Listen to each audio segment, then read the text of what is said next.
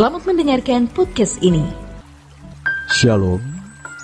Kebenaran hari ini 25 Maret 2022 bertemakan memuliakan Allah dengan sikap hati. Satu hal yang harus kita imani adalah Allah yang disembah oleh Musa adalah Allah yang hadir dan ada di bumi yang sama, di bumi di mana Musa pernah hidup. Apa yang ditulis di dalam Alkitab bukan dongeng dari sebuah negeri anta berantah, bukan seperti cerita dongeng yang ditulis oleh H.C. Andersen atau penulis buku-buku fiksi lainnya. Alkitab ditulis oleh orang-orang yang mengalami Tuhan dengan pimpinan Roh Kudus.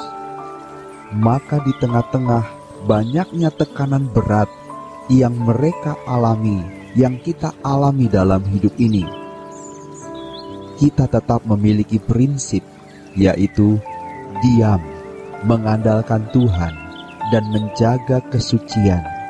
Kesucian pikiran, kesucian perkataan, kesucian seluruh aspek hidup. Walau ini memang tidak mudah. Jangan marah kepada Tuhan, jangan memberontak kepada Tuhan, jangan menyalahkan orang lain. Jadi kalau kita menghadapi masalah dengan orang tua, anak, pasangan hidup, rekan sekerja, atasan di kantor, atau bawahan, baiklah kita berprinsip begini: kalau Tuhan mengizinkan semua itu terjadi, siapa kita yang bisa melawan dan mempertanyakan mengapa? Hal itu akan membuat kita menerima apapun yang terjadi, sehingga dengan pikiran jernih kita bisa mengambil hikmah pelajaran rohani, pendewasaan yang Tuhan kerjakan di dalam hidup kita. Di tengah-tengah situasi seperti itu, yang pertama Tuhan mengingatkan bahwa tahtanya tetap, tidak bergerak, tidak bergeser. Dia Allah yang memerintah, yang berkuasa, yang mengontrol dan mengendalikan segala sesuatu. Yang kedua, bahwa Dia Allah yang berkuasa di bumi yang sama, bumi di mana Musa pernah hidup, dengan segala keajaiban yang dirasakan oleh bangsa Israel dan Musa sendiri. Hal itu dimaksudkan agar kita menjadi kuat bahwa ada pemerintahan yang masih terus berlangsung, pemerintahan yang kekal, yaitu pemerintahan Elohim Yahweh.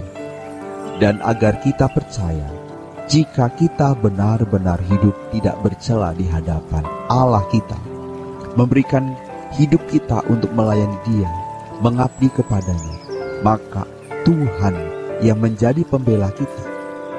Jadi kita tidak boleh sedikit pun takut. Kalau ada ketakutan atau kekhawatiran, itu menunjukkan bahwa kita tidak mempercayai Dia. Kalau Dia ada, kita percaya Dia menyertai kita. Allah kita kuat. Jangan ada sedikit pun ketakutan atau kekhawatiran.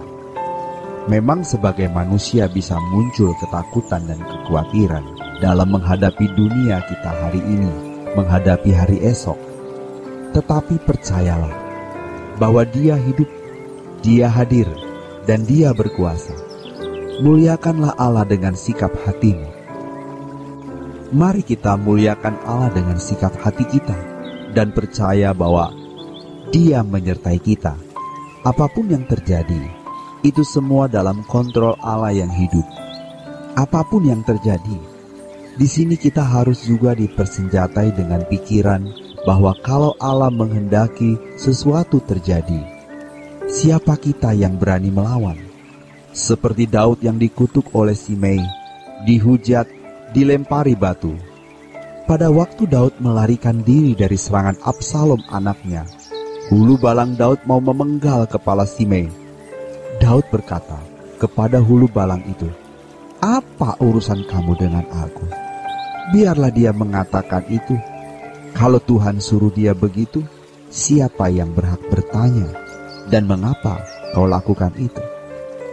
Kalau memang Tuhan menghendaki kita harus mengalami, semua pergumulan itu, entah pekerjaan, usaha, ekonomi, dan lain-lain, kita percaya Tuhan dalam pemerintahannya mengontrol, mengendalikan semuanya.